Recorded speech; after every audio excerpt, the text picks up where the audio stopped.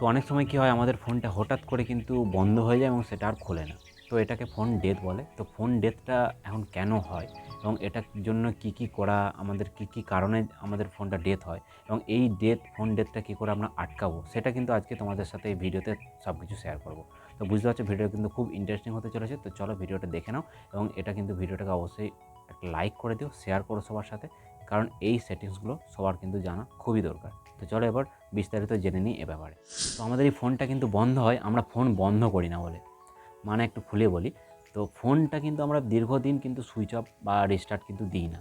তো ফোন দীর্ঘদিন switch on থাকার কারণে ফোনে নর্মালি একটা কিন্তু ক্যাশ ফাইল জমা হয়। বিভিন্ন ক্যাশ ফাইল, বিভিন্ন ক্যাশ মেমোরি, বিভিন্ন আনওয়ান্টেড বিভিন্ন ফাইলও কিন্তু জমা হয়। যেমন ধরো তুমি অ্যামাজনে কোনো একটা অর্ডার করতে গিয়ে ধরো তুমি পেমেন্টের পেজে চলে গেলে, তারপরে তোমার হঠাৎ করে মনে হলো যে না, প্রোডাক্টটা আবার ভালো করে একটু দেখা দরকার। তুমি আবার ব্যাক করে চলে এলে প্রোডাক্টের পেজে। তো যার জন্য একটা ক্যাশ ফাইল কিন্তু জমা হলো তোমার অ্যামাজনের এগেনস্টে। তুমি ইউটিউবে একটা ভিডিও সার্চ করলে, ভিডিও সার্চ করার পরে দেখলে না, সার্চটা হওয়ার আগেই তুমি আবার ব্যাক করে চলে এলে হোম পেজে, তখন কিন্তু একটা ক্যাশ ফাইল জমা হয় ইউটিউবের এগেনস্টে। আবার তুমি ধরো ফেসবুকে একটা কোনো ছবি আপলোড দিতে গেলে, আপলোড মানে 50% হয়েছে বা 60% হয়েছে, তখন হঠাৎ করে ইন্টারনেট চলে গেল বা তুমি হঠাৎ করে ব্যাক করে দিলে, তখন কিন্তু সেই ছবিটা কোথায় যায়, না থাকে ফেসবুকে, না থাকে তোমার ফোনেতে। তো এটা কিন্তু একটা ক্যাশ ফাইল জমা হয়, যেই ফাইলটা কিন্তু আমরা দেখতে পাই না। তো এই ফাইলগুলো কিন্তু জমা হয় আমাদের র্যামে।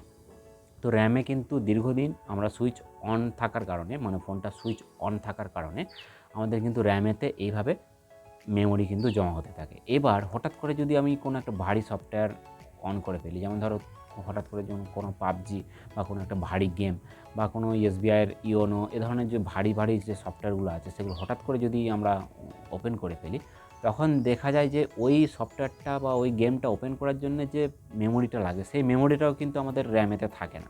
যার জন্য ওই সফটওয়্যারটা ওপেন করতে গিয়ে দেখে যে আমার কাছে মেমোরি নেই, ও কিন্তু ডেথ হয়ে যায়, ফোনটা কিন্তু সঙ্গে সঙ্গে বন্ধ হয়ে যায় এবং সেটা আর খুলতে পারা যায় না। তো এটাকেই বলা হয় ওভার মেমোরি শাটডাউন। তো এই ওভার মেমোরি শাটডাউন যদি হয়ে যায়, তাহলে কিন্তু তোমাদেরকে এটা আর তোমরা বাড়িতে ঠিক করতে পারা যায় না। এটা কিন্তু তোমাদেরকে কেয়ারে নিয়ে যেতে হবে এবং সেখানেতে কিন্তু তোমাকে এই ফোনটাকে নতুন করে তারা তাদের মতো করে আমাদের ফরম্যাট করে এটা কিন্তু আবার অন করে দেয়। তো এটা যাতে না হয়, তার জন্য একটা সেটিংস তোমাদের সাথে আমি শেয়ার করব। তারও আগে বলে রাখি একটা খুব সহজ পদ্ধতি, সেটা হচ্ছে ফোনটাকে রিস্টার্ট দেওয়া।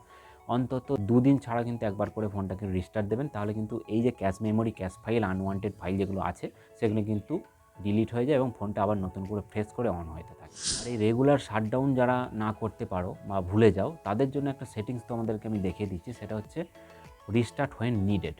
যখন ফোনটা রিস্টার্ট দরকার হবে, ফোনটা কিন্তু অটোমেটিক রিস্টার্ট নিয়ে নেবে। তো এটা কিন্তু অনেক ভালো একটা অপশান। যদি ফোনটা মানে ডেথ হওয়ার আগেই ওর নিজে যখন দরকার তখন রিস্টার্ট নিয়ে নেয়, তখন কিন্তু সেই ফোনটা ওর নিজের পক্ষে খুবই ভালো। তো এটা হয় কি, মানে আমরা যদি এই সেটিংসটা অন করে না থাকি, তখন কিন্তু আমরা যদি দিনের পর দিন ফোনটা মানে চালাতেই থাকি, ওর রিস্টার্ট দরকার, অথচ আমরা রিস্টার্ট দিচ্ছি না, ওকে জোর করে কাজ করাচ্ছি, তাহলে কিন্তু ফোনটা অটোমেটিক মারা যাবে। তো এই জিনিসটা যাতে না হয়, তোমাদেরকে এই সেটিংসটা কিন্তু অবশ্যই অন করে রাখতে হবে, রিস্টার্ট হোয়েন নিডেড। যখন এই ফোনটার রিস্টার্ট নিজের দরকার হবে, ও নিজেই রিস্টার্ট নিয়ে নেবে। তো এই সেটিংসটা যদি করে রাখো, তাহলে কিন্তু ফোনটার নিজের পক্ষে খুব সেফটি এবং ডিভাইসের পক্ষে খুবই ভালো। তো চলো এবার সেটিংসটা দেখে নিই। এই সেটিংসটি করার জন্য তোমাদেরকে প্রথমে চলে যেতে হবে সেটিংসে গিয়ে একটু নিচের দিকে এসে তোমাদেরকে চলে যেতে হবে ডিভাইস কেয়ারে। তো ডিভাইস কেয়ারে আসার পর তোমাদেরকে আরেকটু নিচের দিয়ে এসে দেখো এখানে লেখা আছে অটো অপটিমাইজেশন। তো অটো অপটিমাইজেশনেতে গিয়ে দেখো অটো রিস্টার্ট বলে যে অপশানটা আছে, এখানে আমার অন করা আছে। তো এই অটো রিস্টার্টে গিয়ে দেখো রিস্টার্ট হয়ে নিডেড বলে যে অপশানটা পাচ্ছ, এই রিস্টার্ট হোয়েন নিডেড অপশানটা কিন্তু অন করে দিতে হবে। এখানে দেখো লেখা আছে, তার এগেনস্টে কি লেখা আছে, your phone will restart automatically when performance issue are detected.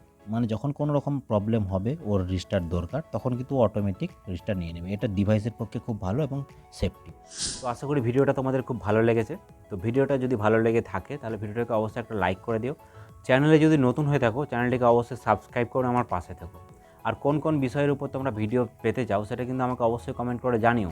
তাহলে আমার ভিডিও বানাতে সুবিধা হবে এবং ভিডিও টপিক সিলেক্ট করতে আমার খুব সুবিধা হবে। তো চলো আজকের মতো tata, thanks for watching, by.